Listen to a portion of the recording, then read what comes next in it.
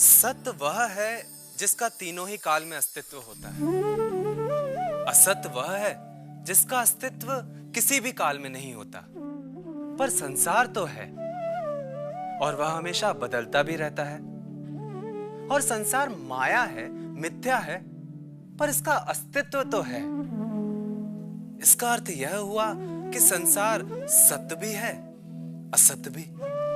लेकिन यह संसार सत्य नहीं हो सकता, क्योंकि जो परिवर्तनशील है वह सत्य नहीं हो सकता। पर वह असत्य भी नहीं है, क्योंकि वह दिखाई देता है। तो फिर यह माया है क्या? देखा नटी, देवर्षि नारद भी माया में उलझ गए। कुछ समझ में नहीं आ रहा। द्वारका चलकर कृष्ण से पूछता हूं, योगेश्वर, यह माया क्या है? देवर्षि, माया इस ब्रह्म की रचना शक्ति है। यह तो मैं भी जानता हूं प्रभु, पर वह है क्या? चलो थोड़ी देर बाहर घूम कर आते हैं। ऋषिकेश, समुद्र से आप मुझे मरुस्थल में ले आए। आप कितनी दूर ले जाएंगे? देवर्षि, तुमने कितनी बार पृथ्वी की परिक्रमा की है, बस कुछ और देर।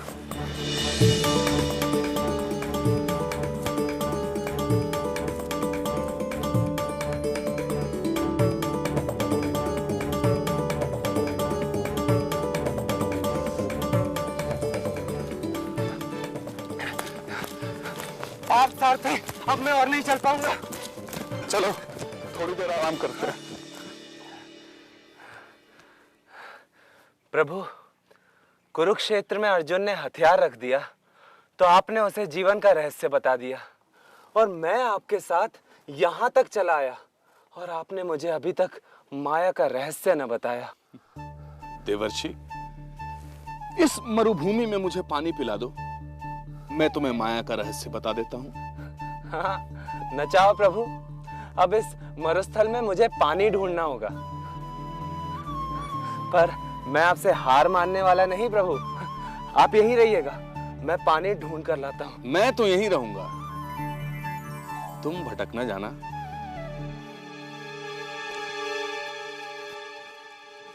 और देवर्षि नारद जल ढूंढने चल दिए जीवन के मरुस्थल में।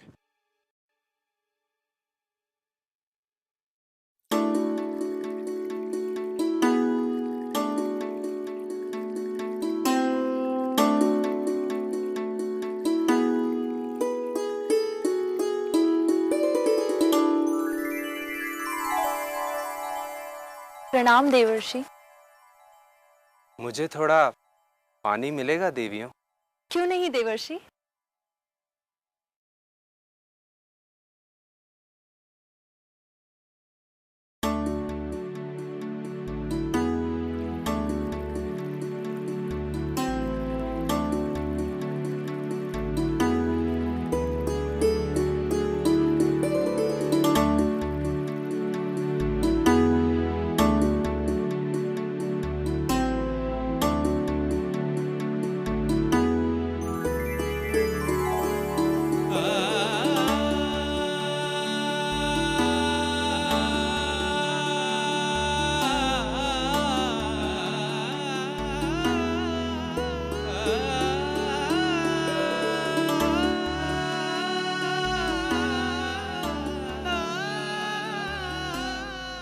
अरे सूत्रधार, ये क्या?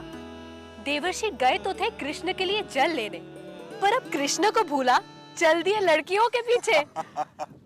नटी, यह संसार ऐसे ही चलता है। राजन, ब्रह्मचर्य का पालन करते करते मैं ऊब गया हूँ। सोच रहा हूँ अब मैं गृहस्थी बसा ही लूं। कौन है वह सौभाग्यशाली कन्या? आपकी बेटी। आपको कोई संकोच हो रहा है? नहीं नहीं देवर्षि, इसमें संकोच कैसा? ये तो मेरे लिए बड़े सौभाग्य की बात होगी कि आप जैसा दामाद मुझे मिलेगा। पर मेरी एक शर्त है। शर्त? आप तीनों लोकों में परिक्रमा करते रहते हैं, मेरी बेटी आपके साथ कहां कहां घूमती रहेगी, इसलिए विवाह के बाद आपको इसी महल में रहना होगा। हाँ, मैं तैयार हूं।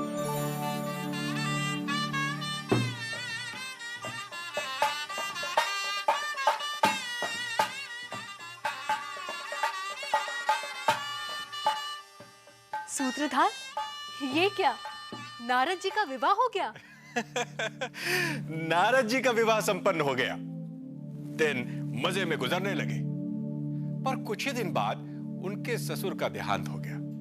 चूंकि राजा का कोई बेटा न था, इसलिए लोगों ने नारद जी को ही राजा घोषित कर दिया और देवर्षि ने भी खुशी खुशी गद्दी संभाल ली। मेरी प्रजा, मैं तुम्हारा पालक, तुम्हारा योगक्षेम वहन करने का संकल्प लेता हूं। आज से तुम्हारा सुख दुख मेरा सुख दुख, आज से तुम्हारी सुरक्षा मेरी जिम्मेदारी, आज से तुम्हारा कल्याण मेरा कर्तव्य, आज से तुम्हारे सुनहरे भविष्य का जिम्मा मेरे कंधों पर। ये क्या सूत्रधार? देवर्षि नारद तो किसी कुशल नेता की तरह बोलने लगे। इतना ही नहीं नटी, एक समय का ब्रह्मचारी अब पूरी तरह गृहस्थ हो चुका था। स्वस्ति श्री राज राजेश्वर महाराजाधिराज देवऋषि नारद। महाराज, महाराज, महाराज, महाराज, बधाई हो महाराज, बधाई हो। 2 राजकुमारियों के बाद इस बार महारानी ने एक राजकुमार को जन्म दिया है। महाराज को कुलदीपक के जन्म की बधाई हो।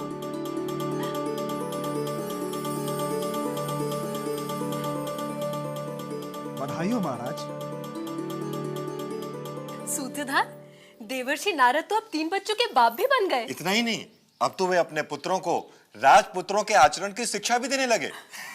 राजपुत्रों में अहंकार होना चाहिए, प्रजा के बीच गर्दन थोड़ी ऊंची रखनी चाहिए, और यदि कोई अभिवादन करे तो कम से कम मुस्कुराना चाहिए, ताकि आम लोग तुमसे दूरी बनाए रखें। छूने से और छूने देने से लोगों में भय कम हो जाता है। देख रहे हो सूत्रधार, देवर्षि तो बिल्कुल बदल गए। कहाँ उनका वो सत्वगुण और कहाँ ये रजस। नटी, अब तो वे साम्राज्य विस्तार की भी चिंता करने लगे। सेनापति, हमारे कई सौदागरों ने, सार्थवाहों ने दूसरे राज्यों में उनके साथ होने वाले दुर्व्यवहार के बारे में बताया। उनसे ज्यादा चुंगी ली जाती है, उनसे रिश्वत मांगी जाती है, उन्हें परेशान किया जाता है। हमारे सौदागरों के साथ हो रहे अन्याय को रोकने के लिए एक ही रास्ता है कि हम अपने पड़ोसी राज्यों की प्रभुता को नष्ट कर दें। क्यों न हम अश्वमेध यज्ञ करें? अश्वमेध यज्ञ? तो क्या देवर्षि का अश्वमेध यज्ञ सफल हुआ? नटी, यह संसार हमेशा परिवर्तनशील है। इसमें सुख और दुख एक दूसरे के पीछे लगे रहते हैं। सुख है तो दुख भी है।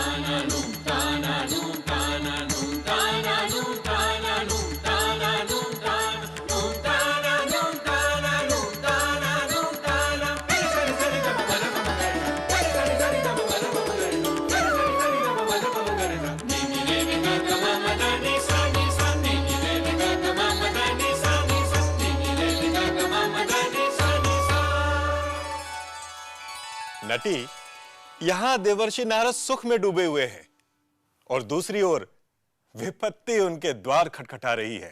सावधान! पड़ोसी देश के राजा ने हमारे राज्य पर आक्रमण कर दिया है। सावधान महाराज, पड़ोसी देश के राजा ने न सिर्फ हमारे अश्वमेध के घोड़े को पकड़ लिया है, बल्कि हमारे राज्य पर धावा भी बोल दिया है। उसकी सेनाएं कत्लेआम करते हुए राजधानी की ओर बढ़ रही हैं। यदि इसी समय कुछ नहीं किया गया तो पराजय निश्चित है। युद्ध। सेनापति, सभी को युद्ध के लिए तैयार करो।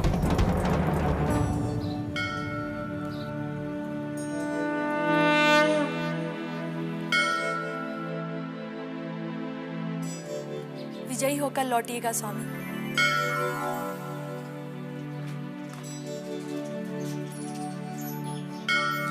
और देवर्षि नारद युद्ध हार गए। अश्वमेध असफल हुआ। जीतते भी कैसे? युद्ध का उन्हें अनुभव क्यों न था? और देवर्षि नारद अपने पत्नी और बच्चों सहित प्राण बचाकर भागे। कल तक जो राजा था, आज वह रंक है। और नारद अपने परिवार सहित दर दर की ठोकरें खा रहे थे। अब हमारा क्या होगा स्वामी? पता नहीं।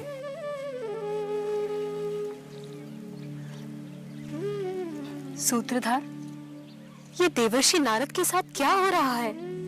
वही जो हर व्यक्ति के साथ होता है। संसार में जो सुख का अनुभव करता है, संसार में वही दुख का भी अनुभव करता है। काश मनुष्य यह जान पाता कि न सुख सत्य है, न दुख सत्य है। बापू, मुझे भूख लगी है। हाँ विधाता, मैं कैसा अभागा। आज अपने बच्चों के लिए 2 मुट्ठी अन्न भी नहीं जुटा पा रहा हूँ। स्वामी, अगर आप ऐसे ही धीरज खो देंगे तो हमारा क्या होगा? बेटे, अपने पिता को क्षमा करना। बस कुछ देर और सह लो। नदी पार गांव है, वहां से कुछ जमा करने की कोशिश करता हूँ। सुना है कि गांव के लोग बड़े भले हैं, शायद कुछ भीख ही मिल जाए। सूत्रधार, मुझे नारद जी पर दया आ रही है। अज्ञानी मनुष्य ही दया का पात्र होता है नटी। और नदी पार करने के लिए नारद जी ने नदी तट पर बंधी एक नाव खोलकर अपने पत्नी और बच्चे को बिठाया और स्वयं ही नाव खेने लगे। बीच नदी में जाकर नाव उलट गई, क्योंकि नारद जी को नाव चलानी आती नहीं थी। तो फिर क्या हुआ सूत्रधार? डूब रहे नारद जी को एक ओर से उनकी पत्नी पकड़ती तो दूसरी ओर से बच्चे। वे एक को संभालते तो दूसरा छूटता, दूसरे को संभालते तो तीसरा छूटता। किसी तरह नारद जी स्वयं को बचा पाए, पर अपने परिवार को नहीं बचा पाए। अरे कोई बचाओ! अरे कोई मेरी पत्नी को बचाओ! अरे कोई मेरे बच्चे को बचाओ! भगवान! भगवान! नारद! नारद, मैं यहां हूं, पर पानी कहाँ है? मैं कहाँ हूँ प्रभु? तुम पानी लेने गए थे, पानी कहाँ है? पिछले 1 घंटे से मैं तुम्हारी यहां प्रतीक्षा कर रहा हूं। 1 घंटा? यह सब कुछ 1 घंटे में ही घटित हो गया। 1 घंटे में मैंने पूरा जीवन देख लिया प्रभु। बात समझ में आई देवर्षि? यही माया है।